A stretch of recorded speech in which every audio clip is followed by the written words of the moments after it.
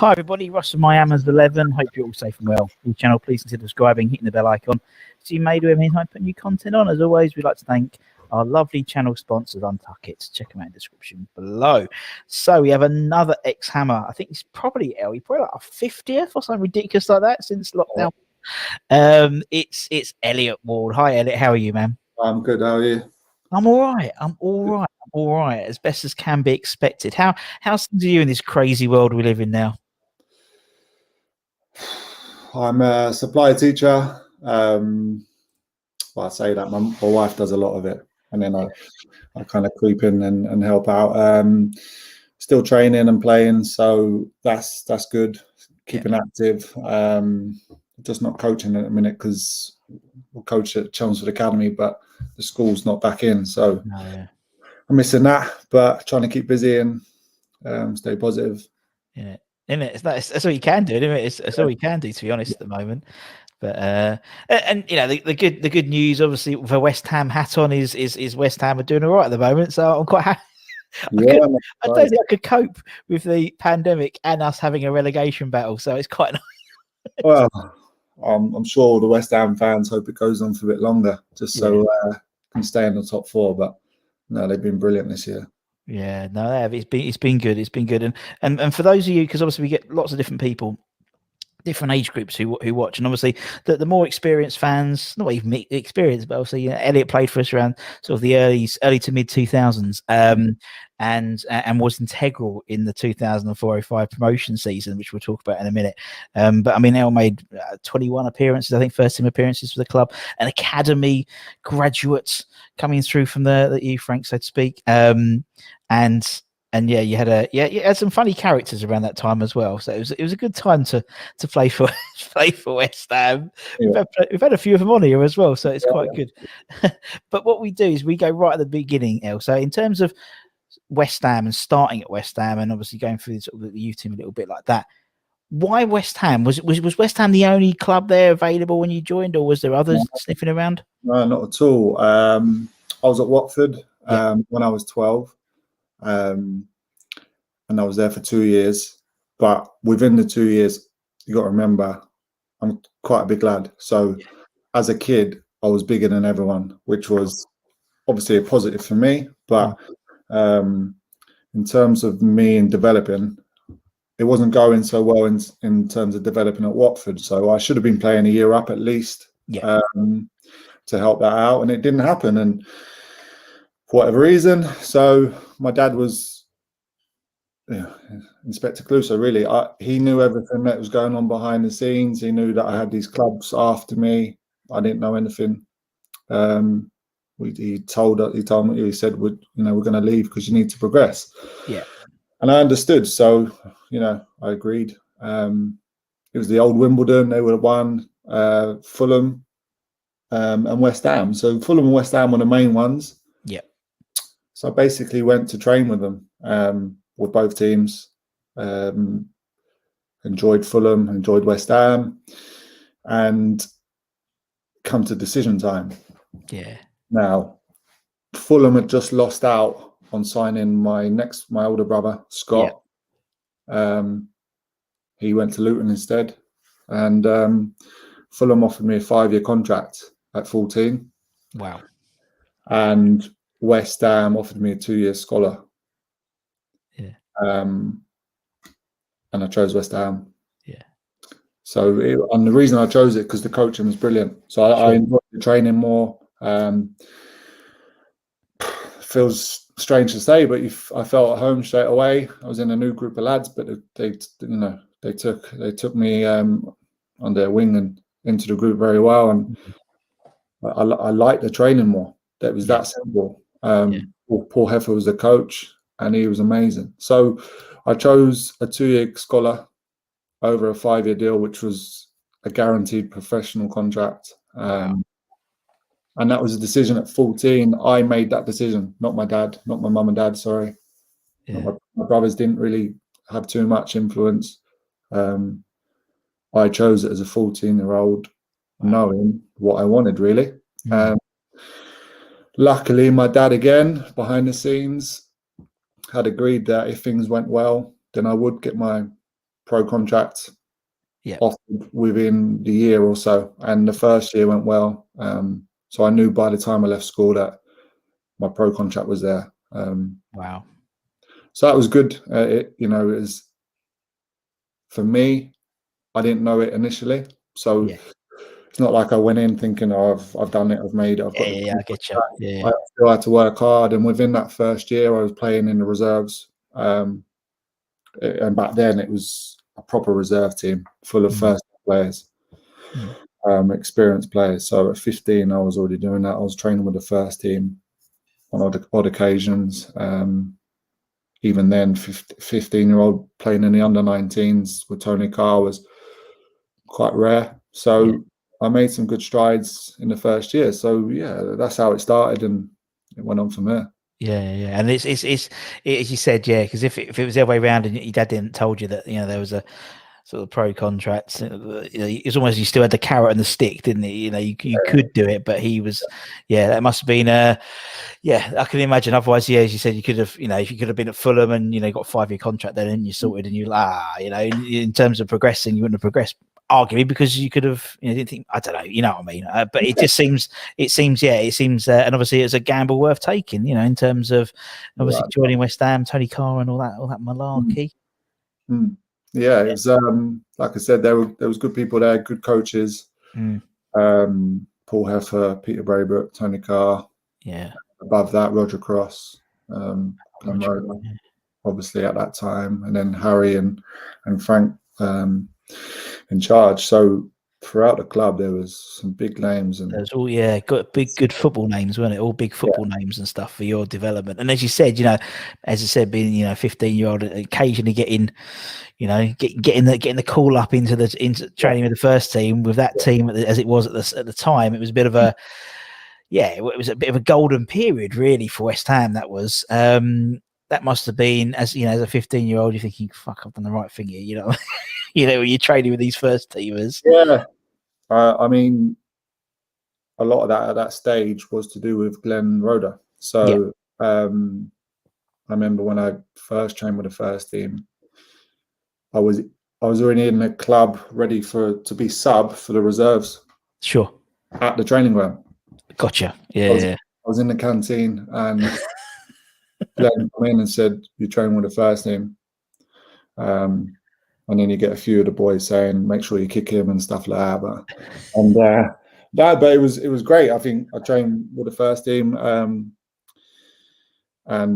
I think I played right back. Basically, I was right back in a game and whatever, and got some good and bad feedback from Harry at the time. I think I didn't cross the ball, and there was no one there. So I was like, there was no one there for me and whatever. And he was like, just put it in the box. So straight away you learn. After Shaka took a shine to me as well.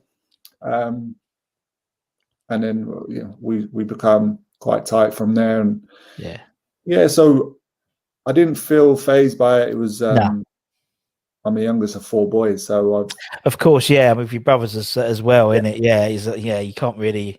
I've been around that environment, such a long time from a kid, and then that's where Glenn comes in, because Glenn was at Watford, and I was always around my brother's first team dressing room, training ground, and he was always there, so the link was there. That's probably why he picked me. So lucky he was there.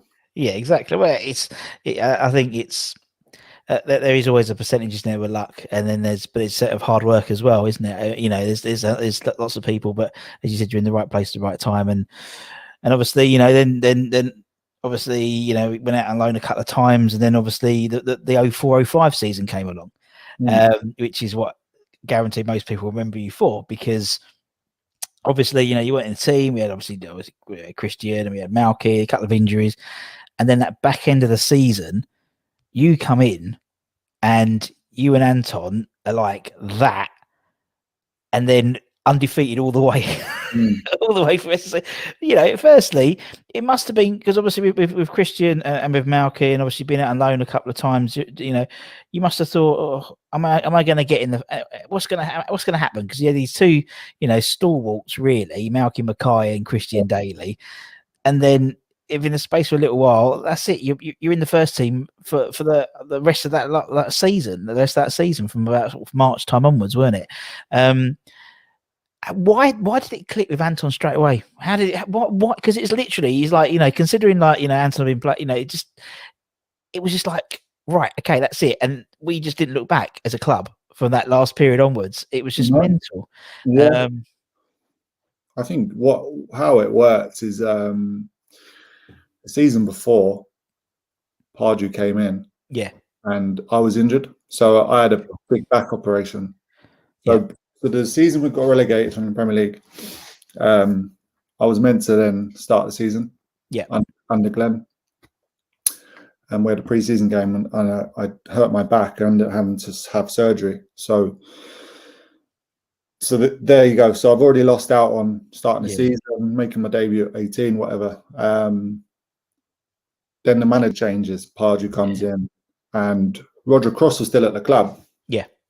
So Roger had said, look, Wardy, give him another year. He deserves, get over his injury. Otherwise, I was out of contract. Yeah.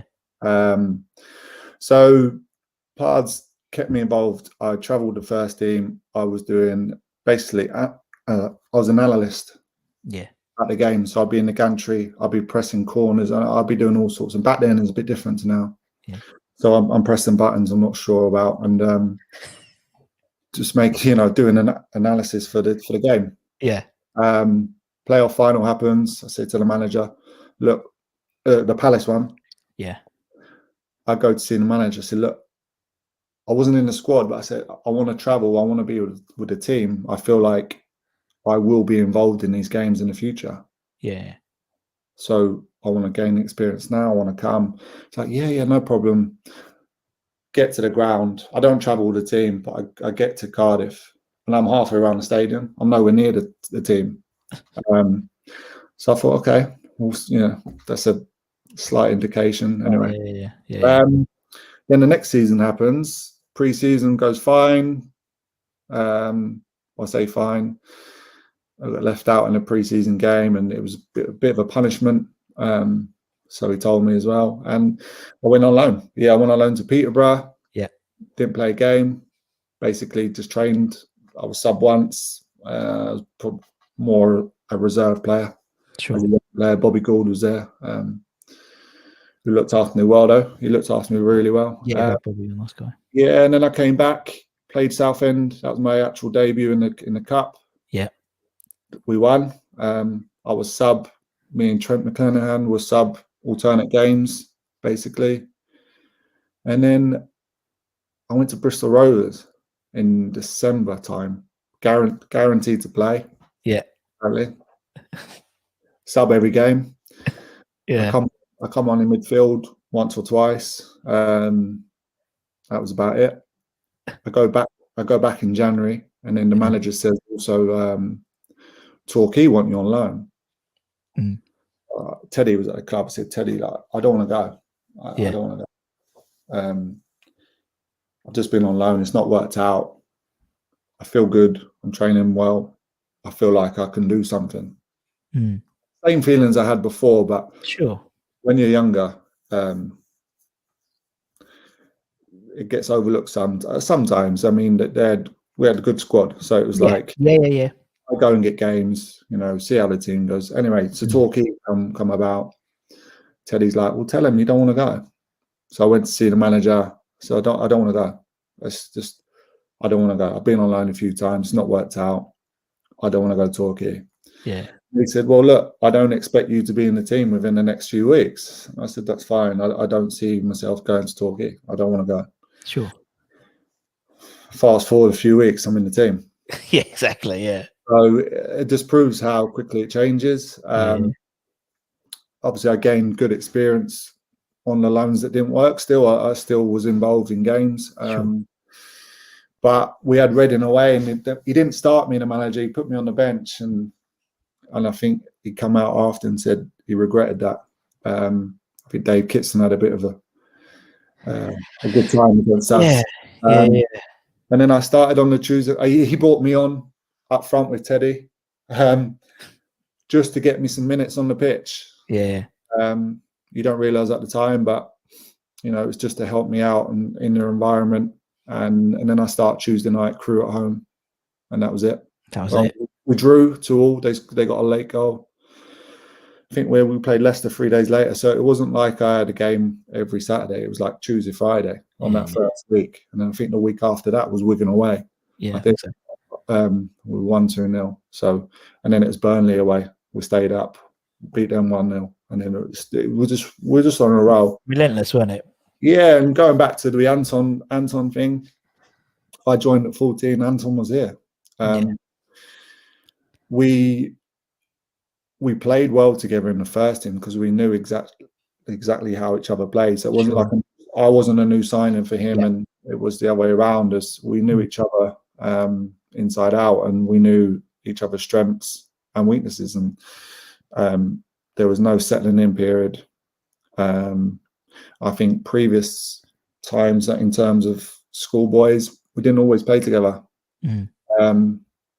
I was either playing up or he was playing up or whatever. And I think before we gelled in the first team, I think he had a slight tough period in the first team. He played at right back, which is not his position, and things like that. And the club as a whole had a bit of a sticky period, and we were expected to be in the top 6. So I didn't feel any different. I knew the team, I knew the squad. I've been around it for a long time. Of course. Felt like I deserved to be in the team. And I didn't think anything more of it than going to play football and winning games. And we done that. And the squad was really tight, really tight. And I think that, I can it's easy to say now, but it's probably something the team needed. Me and Anton were a little bit of, I don't know, just a little bit of oomph we needed just to I get that. Yeah. At that time where, you know, it was, we either break into the top 6 or we fade away. So football's about timing, and the time was right, and thankfully it went well. It was, and as we said, you know, we went on this crazy unbeaten run all the way up, including all the playoff semi-finals. And then we get back to Cardiff, and as you said, you were last year, 12 months before, you were in Cardiff, around the other side of the stand, you know, and then this one you're like walking out. Now, as a player, what's it like for a playoff? Because obviously a playoff final, you know, for a fan, it's like 90 minutes, and then we're in the Premier League. For a club, you know, from a operations perspective, you know, it's 150, 200 million pound game. Really, that's what they sort of sit down as. Yeah. What about the player? What about you as a player, man? What's it like, or just another game? Just another game. I think what we learned from the year before is it is another game. Yeah. But the year before we wore suits. We done. I was modelling for M&S. Like we did. Yeah, you did. We did the old video as well. So, you know, and then we had a meeting. It was like, it's just another game. We wear tracksuits. We'll turn up and we play the game, and hopefully we win, obviously. But it was just, we treat it the same, because the year before it probably got built up a bit too much. Not saying that's why the boys lost, but it's just too much noise. You don't need to really carry into a big game, and so we just treated it like another one. We turned up. We got to Cardiff. Normal stuff. We had dinner together. The manager said, if you want a glass of wine, it's fine. And it was just, for me, just another night at the hotel, preparing family the night before. I didn't sleep that well because I was too excited. It was just the way it was. We watched the League One playoff the day before, whatever, and you just think we're there tomorrow, Millennium Stadium. Woke up in the morning. You probably see it on Bobby's documentary. I had breakfast with Bobby. We taught her. He takes the piss, you know, takes the mick out of me, and in general, isn't it? Yeah, Really? it was fine. It was like another breakfast. We get ready for the game, and the manager put on the coach. He put on a video. Oh, I can't remember what it's from now, but basically, an inspirational video about winning. Doesn't surprise me, Pards. Yeah, And it was, for me, I'm watching it. I just wanted to get off the bus straight on the pitch. That's no warm up, nothing more. And just enjoyed the occasion. Loved the fans, things like that. Big crowds. It's just another game. It doesn't bother me. It was like I said before. I always felt that I'd be in these big moments. Yeah, I wanted to be a part of these big moments, and so I built myself up. I've worked hard to get to that stage, and before we went out, the manager said, "Just make sure you don't do any Cruyffs on the edge of the box." That was about it, because he knew that it just be, I played a normal game, and we weren't favourites. no, I don't think. no. I mean, yeah, it was obviously, strong. they were strong, weren't they, Preston? They were strong. And I think the first time we went in, it was almost a complete reversal, wasn't it? Like Crystal Palace were like us the following season, in that we were, we were and it's always the way in the pro, isn't it? The informed team tends to carry on, and we snuck in, didn't we? So we snuck in last day, and then obviously the game went to plan. Could have been a couple more, could have been more comfortable, but it was just perfect in terms of how it went. And now looking back, 16 years nearly, crazy, isn't it? Very proud to be a part of club's history and what we achieved.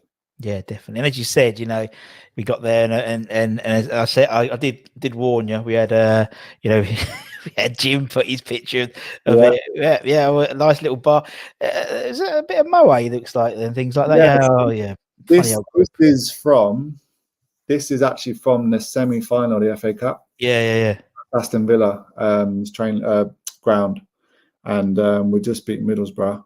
You had 1-0 Marlon scored to get into the final, and I weren't even sub.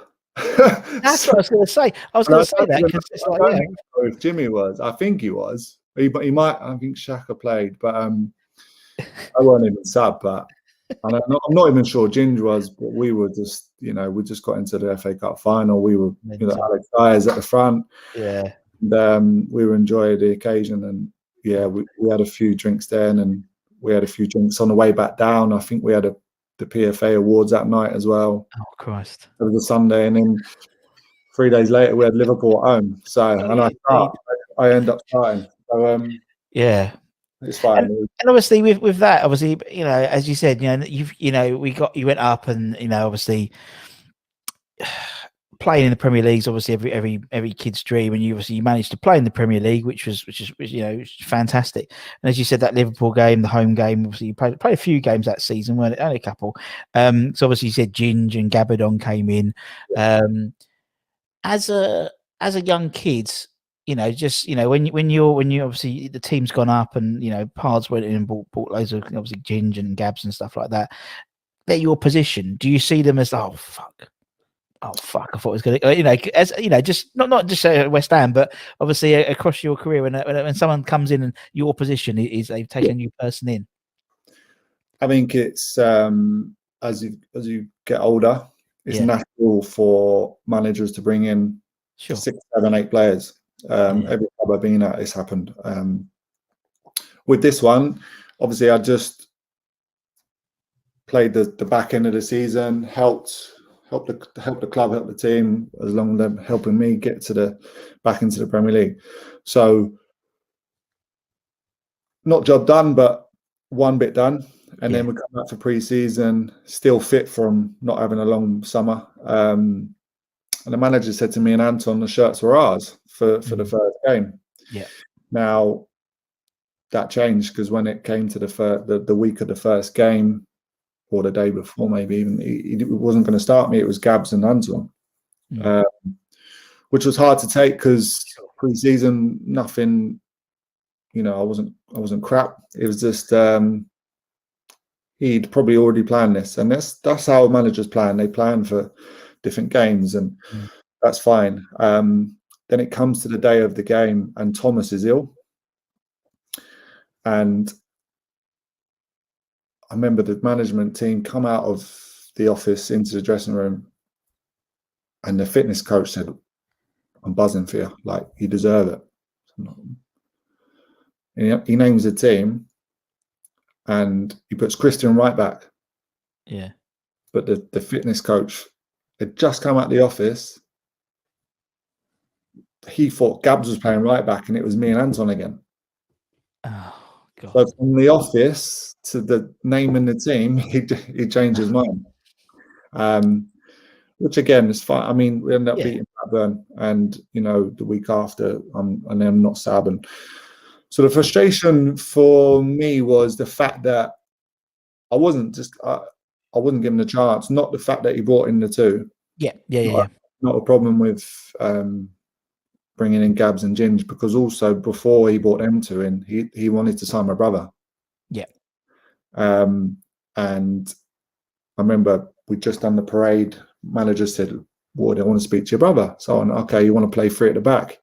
And he was like, "Yeah, it's competition. I want to, blah, blah." So again, I didn't know, but my brother he'd known this for a month or whatever before and stuff. So he didn't want to tell me, but he'd agreed to go to Palace, and he didn't want to really join West Ham and take my place and put me out the team, blah blah. But it didn't matter in the end, because he signed Gabs and Ginge, and ended up doing it.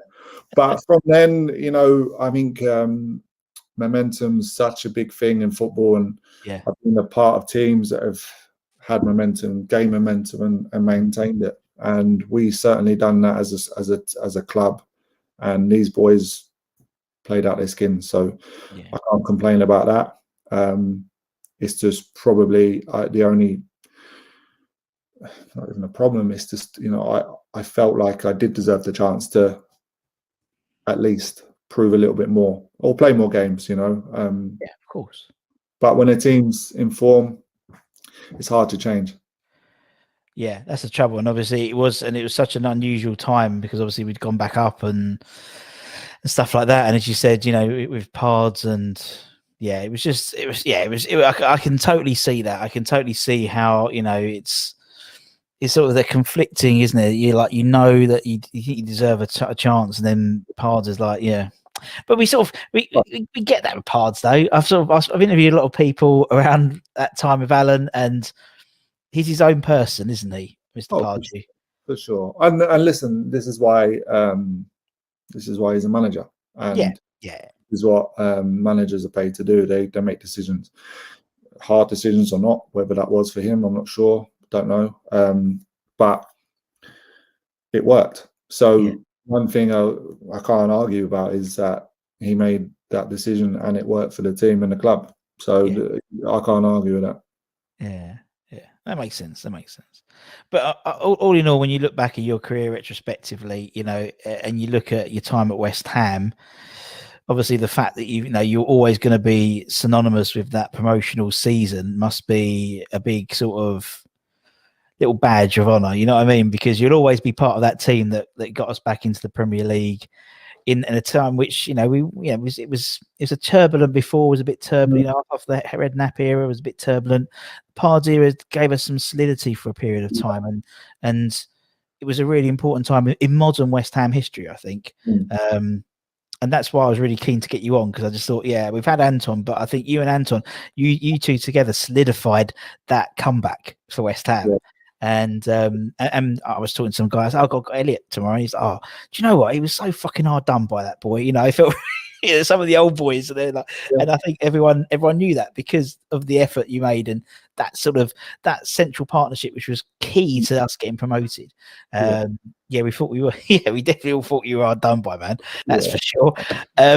Right. So obviously it's called My Hammers 11, the show. So the idea is everyone we get on the channel gives their 11. So basically, if you had to pick an 11 of the players you were playing with, not even just the first team, but obviously reserve teams and training. Obviously you play with some great players, from the age of 15 really onwards. You can pick any of them.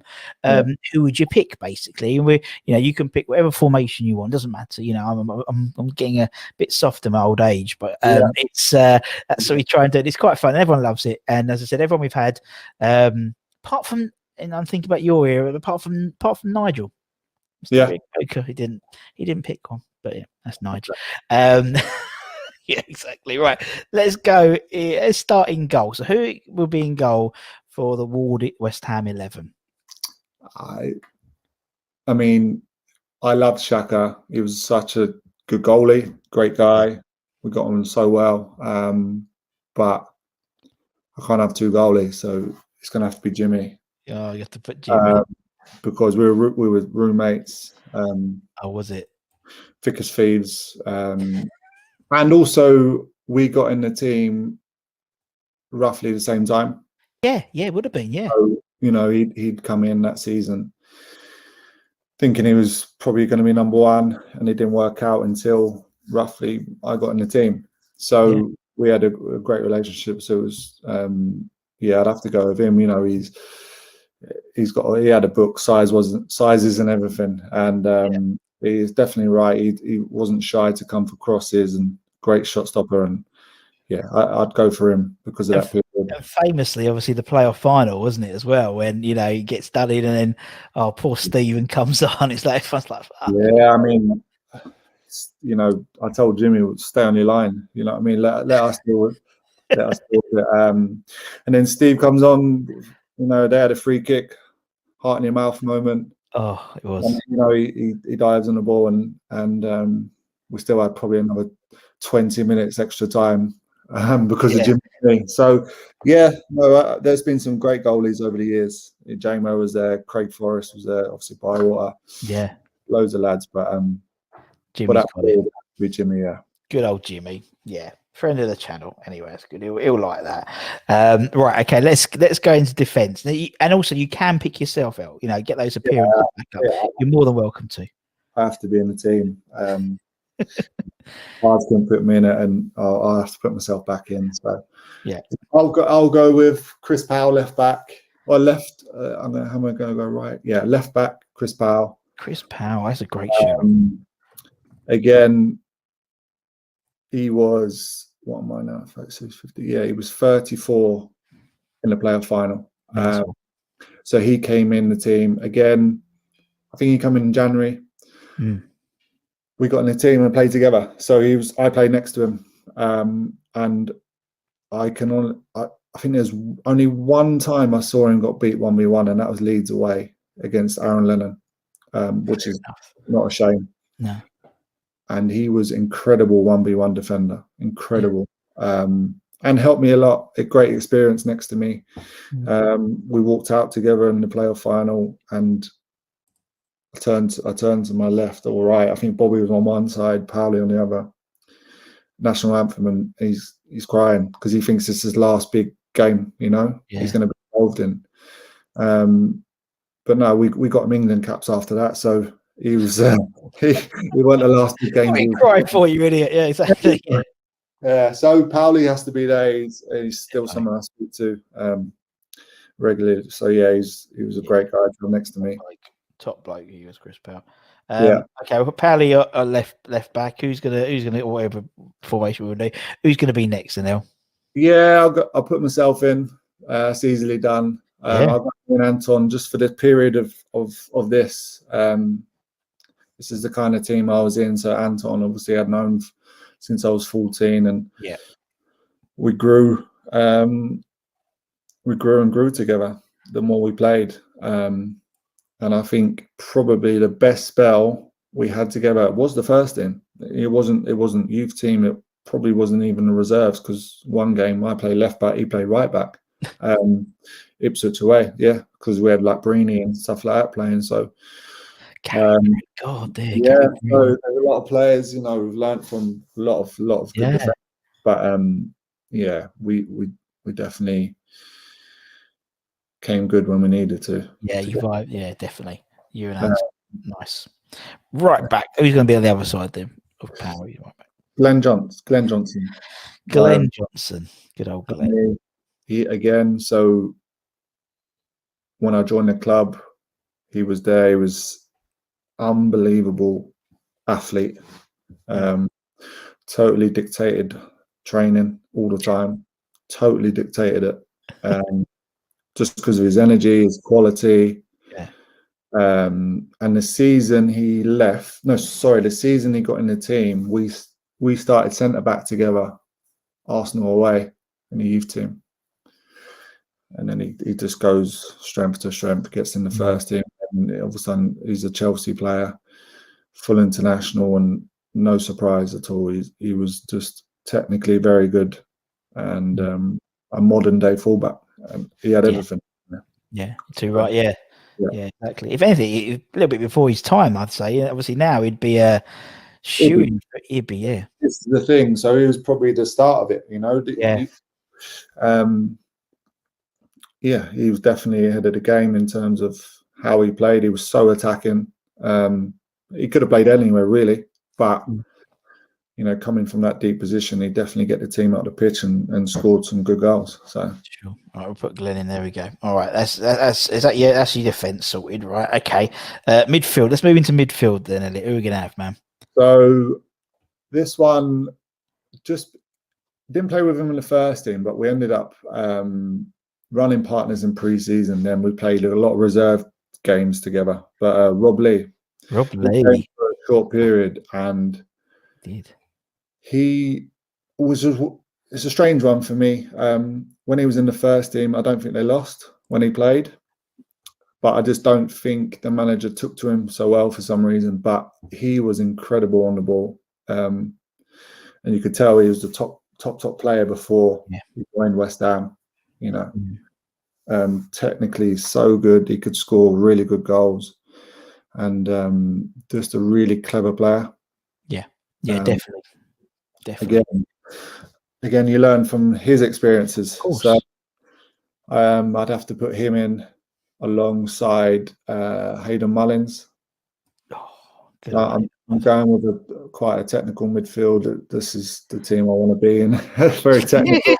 But also, I mean, it's funny actually because like we interviewed loads of different players from different eras, and every era has a Hayden Mullins. Yeah, and it's something I've realised because actually Hayden rarely gets picked by people. Rarely gets picked, but you, Anton, Chadders, anyone is in that era has picked Hayden Mullins in their team because of what he does. Same as sort of the mid-90s, Keano, Martin Allen, all picked Pete Butler.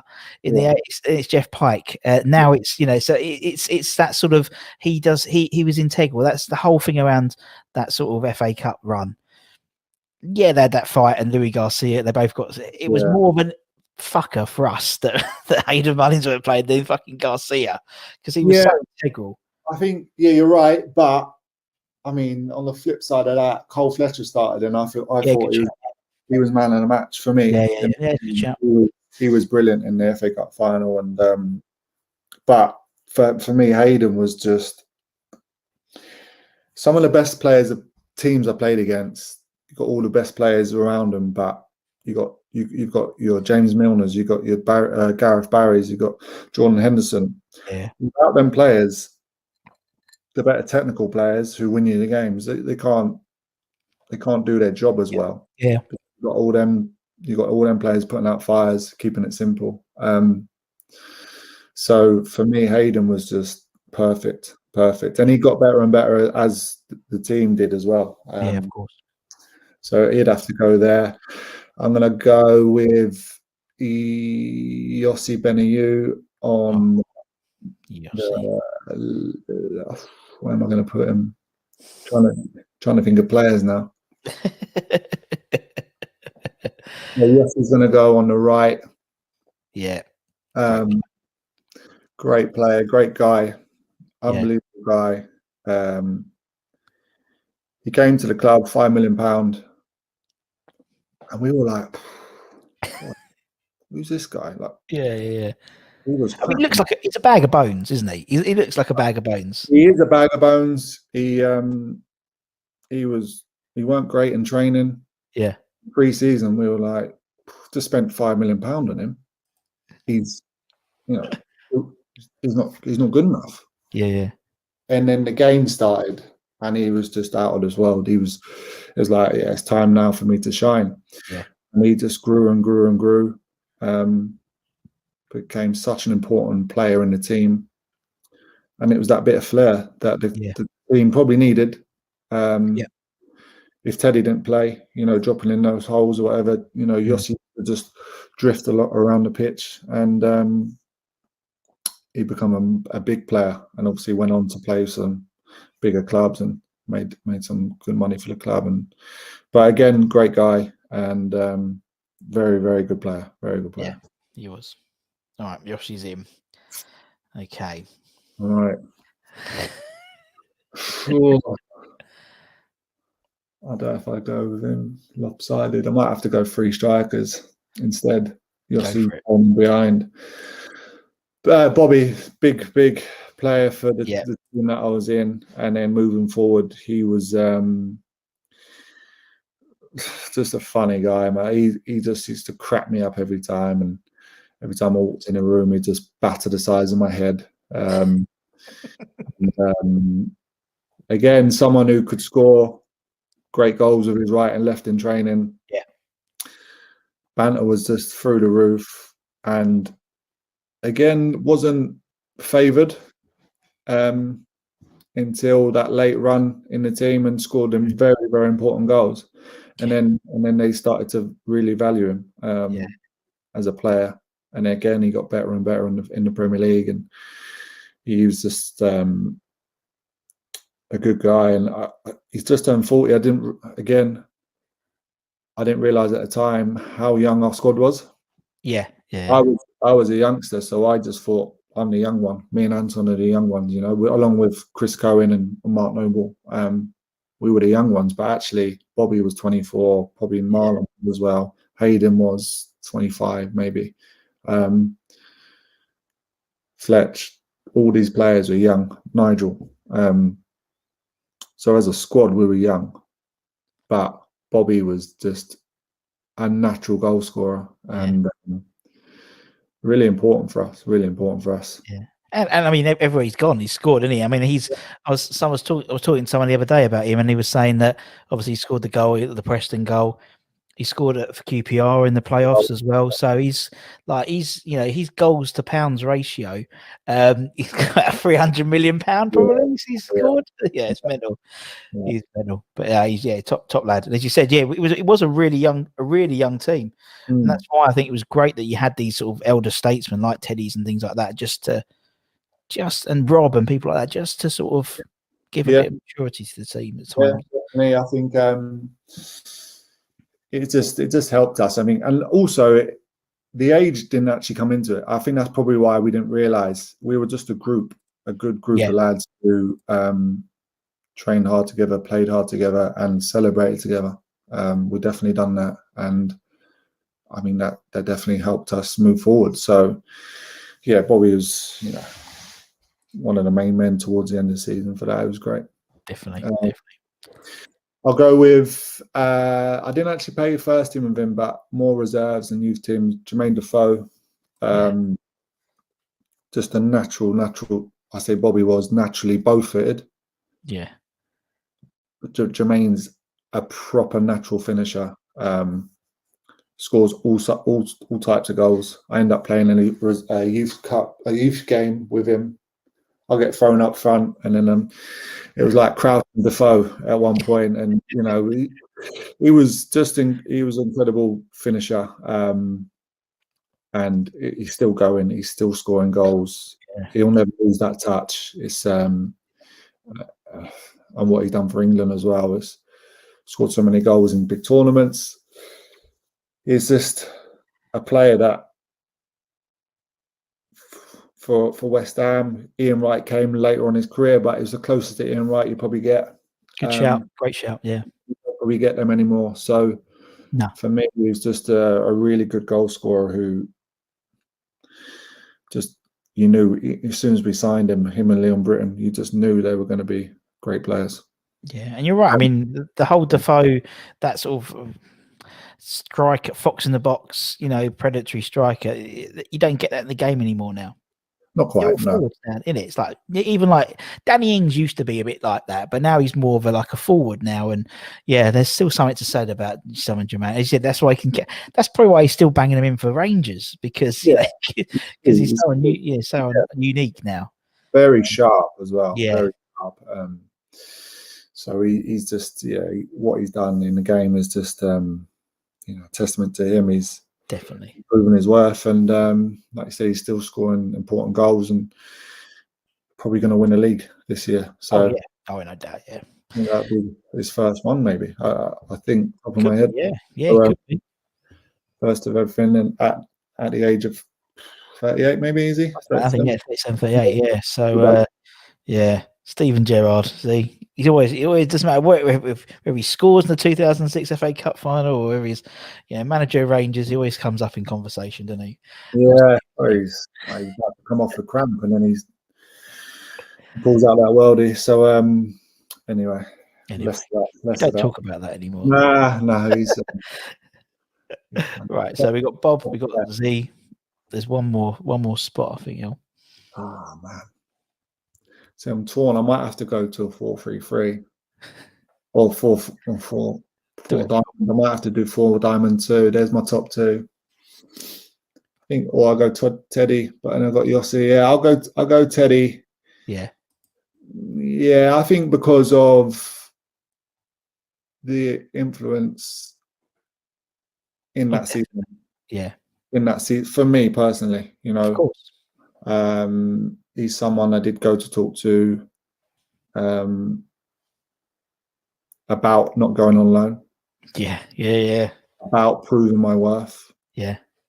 I believed in myself. He backed me to go tell the manager. Mm. In the right. And for that, to have someone like Teddy's, like with the career he's had, to say, to backing you up, that must have thought, right, I'm not an idiot here. It's, for him to say it, I respect this man, respect his opinion. He must have sort of said, okay, well, I'm all right. I can go and talk to Pards and tell him now. So yeah, I think it was. I knew the answer. Yeah, of course. Just sometimes you need that little bit of reassurance. Probably, I think someone in the squad or whatever, and Don Hutchinson, it's another one. He was from a young age. Great shout. We were injured together. Mm. He done his knee, I done my back. So we spent so much time in rehabbing together. So he could have been an extra midfielder instead of Teddy. But so I had these players to bounce off. Dom was big in terms of when I was in the team. He made sure the manager knew my worth as well. Yeah.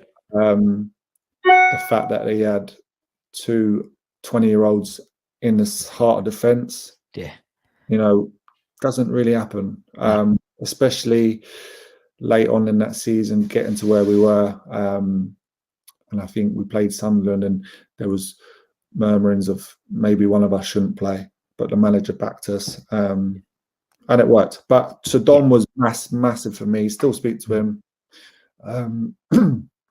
But like I said, Teddy, at the grand age of 39, whatever he was, a great player, always found space in training and games in the Premier League, still scoring goals. And he didn't just do it on the pitch, he done it in the gym. So again, you see someone who's won everything, working that hard still, because he loves football. That's in his DNA, that's his mentality. So you learn a lot from that. And for me, he definitely helped me then. He helped with the season after, even when I went on loan or ended up being bought by Coventry.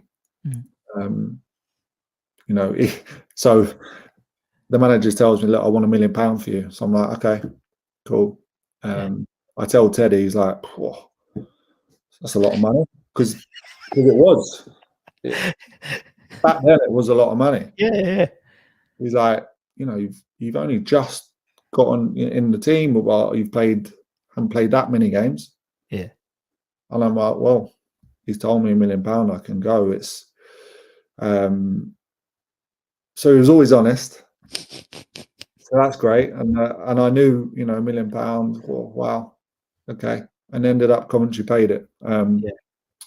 Hindsight, probably going back to before, I would have stayed, should have stayed. Yeah. That's the only thing I thought I could have, especially nowadays with younger players. I think it's easier to stick around. Yep.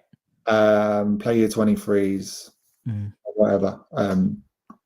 So I could have stuck around 6 months, probably to a year before moving on, but I'd played and then not played, gone on loan again, and I wanted to play. So, you know, Teddy helped me with that, and again, he was just an incredible player for the team, and such an important squad player in the end as well. And yeah, just funny enough, I'd just been playing not long ago with his son. So I played with his, you know, Teddy 16 years ago, and then I'm playing with his boy in the same team, which is mental for me. So it's yeah, he was a great player.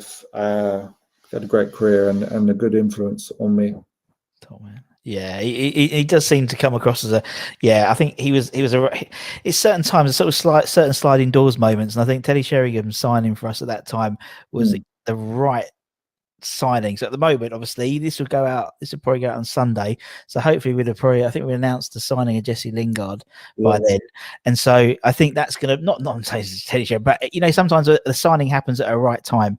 I think that Teddy was the right signing at the right time for the club, and his influence, I don't think is it's downplayed a little bit, I think, because as you said, the influence he had on you, not just the fact that he was top goal scorer that season, despite being 22 goals, like ridiculous like that, scoring in the Premier League, the influence he had on that team, which was a relatively young team, as you said, you know, just a little bit of someone to bounce ideas off. I think it was absolutely critical. But man, it's been a pleasure. I've taken more time than I promised I would, but anyway, I've really enjoyed it. Thank you so much, man. It's been lovely.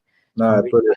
Appreciate it. Sorry it's taken so long. Anytime, it's been great, and hopefully the club get Jesse Lingard in, and they continue to carry on the way they are. I think. I hope so. I hope so. For our sakes, more than our sanity, more than anything else. But obviously, thank you to everyone for watching or listening. If you've done, give it a like, give it a share, whatever. If you want, it's up to you, man.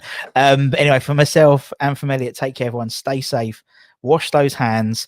Come in your irons, and we'll see you again very, very soon. Take care, everyone. Much love. Bye-bye. Bye-bye.